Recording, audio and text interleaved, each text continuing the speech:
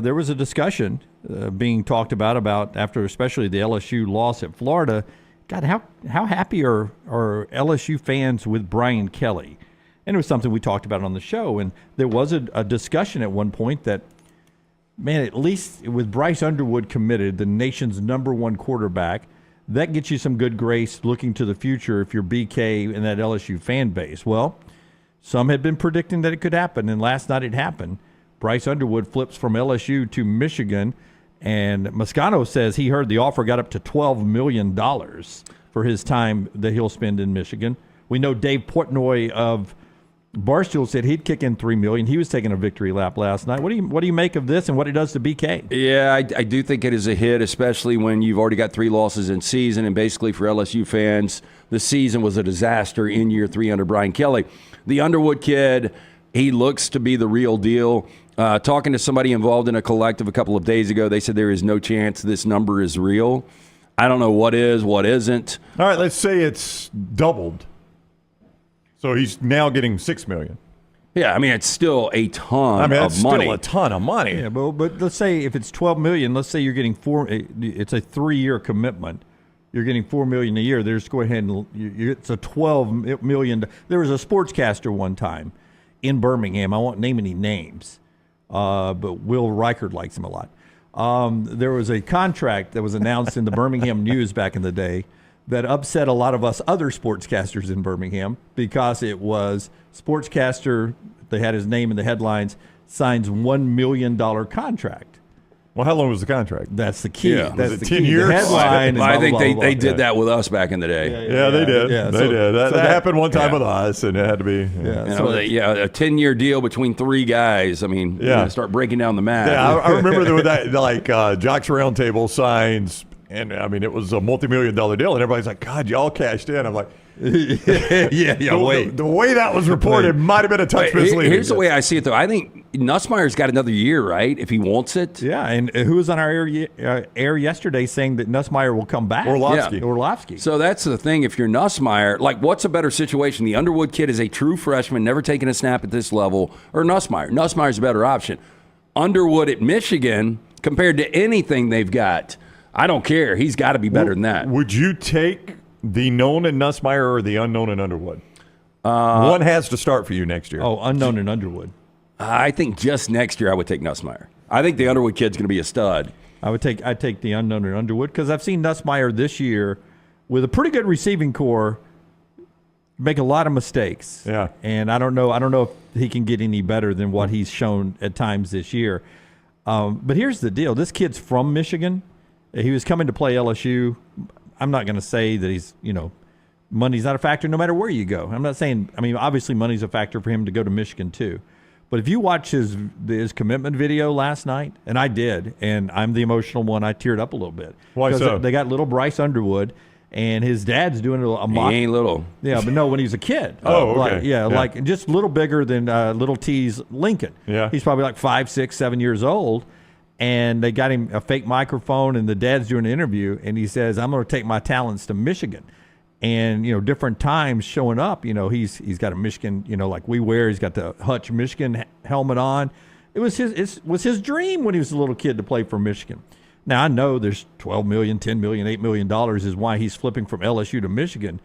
But now you get the money and you get your childhood dream. Pretty good situation for Bryce. Well, it is, and I think it's got, look, Michigan has just shown us with really good quarterback play they can win a national championship. Now, can they without Jim Harbaugh and with Sharon Moore? Sharon Moore has not been impressive this year, but he's also not had a quarterback. Yeah, I don't think so. I think it's going to be so different. I think what Harbaugh did for that culture, and he built that thing up. It was like 10 wins, and then you got the slow build with what that team closed off with the 15-0 last year, and then having 15 guys drafted. I think he's going to be great ultimately. I just don't know if Moore's going to be able to build around him. Great point here from Matt. I'm going to trust him on this one. If Michigan didn't get Underwood, it would have been the 3rd consecutive year where they missed out on a 5-star quarterback from inside their state, Dante Moore, who was UCLA to Oregon now, and C.J. Carr, who's at Notre Dame. And neither one of those guys play it. Yeah. No, they're not. But I just think you got to take care of your state, right? I guess they would have played in Michigan, though. You'll see, well, Let me say this from the LSU side, though, because that's the what? Stephen updating us on the stat there. $10 million over 4 years, including win-based, championship-based incentives that get it to $12 million, the Detroit Free Press. I'm far more interested, obviously, in the LSU angle in this, right? That's if right. he goes and wins at Michigan, that I'll enjoy watching him and on I don't know TV. if Detroit Free Press, I'll let you get to your point.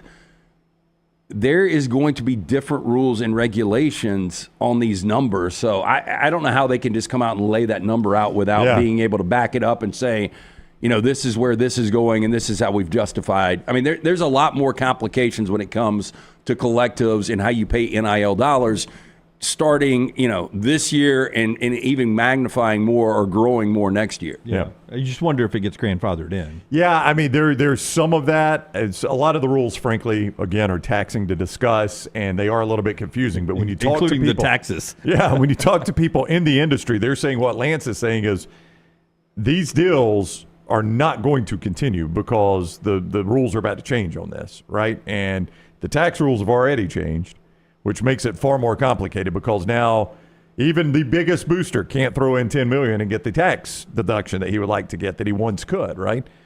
But the LSU side of this is what this does for Brian Kelly. And this morning, the first tweet I saw, or first response I saw, go Tigers 1986. He should, Brian Kelly should be walking in Joe Sloan's office saying, you're fired. Sloan's the offensive coordinator. They brought him with the idea of getting Underwood. They thought he had the connection to get Underwood. Like LSU fans, they want to head on a spike. They do. It's already going bad for LSU this year. This is a bad month for Brian Kelly, a really bad month for Brian Kelly. He started the month by getting walked out of his own stadium by Alabama, getting eliminated for the playoffs in the process. They then rebound with a poor performance at Florida. Not as embarrassing as the Alabama loss, but a poor performance. And then Brian Kelly had some really bad moments on camera in that game. 100%. And then you follow that up by losing the number one recruit in the country. This has been a bad November for Brian Kelly. T-Bob react last night?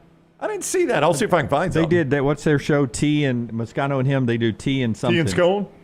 Can we play some of these Tea and scone, reactions? yeah. I mean, if we can find them. I don't. Yeah. So what Tea and scone do? Oh, they went crazy. Yeah. That's what they do every time. But That's all I was- ever see with those guys. It was a lot like the loss after the wine and cheese. Yeah. Or whatever they do after the Whiskey and wine? Whiskey and wine. Yeah, whiskey and wine, yeah. Yeah, there was a lot of screaming. Okay, so if you're an LSU fan today, I know you're not happy.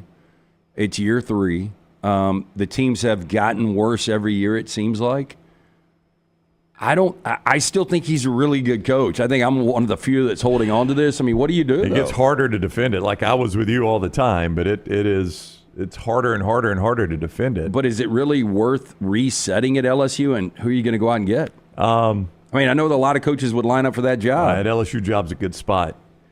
I don't think you fire him this year by any stretch of the imagination. John Summerall. But I have he's right there in the state. Yep.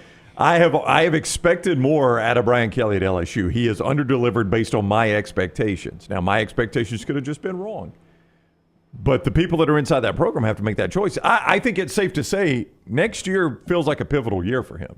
College football playoff or bust. Yeah. Oh, and by the way, we're not done with this year. They get Vandy tomorrow. I don't know what's the point spread on that. 7. Lance? Last time Vandy won in Baton Rouge, 1951. This, I mean, the way, as you 51. pointed out, Brown, the way this month's going, I mean, that's one of those games I've been looking at, can't get a feel for it, but, I mean, that just might put it over the top the way the month's been going. You lose at home to Vandy. I mean, They'll be booing after the first 3 and out. Oh, gosh, yes.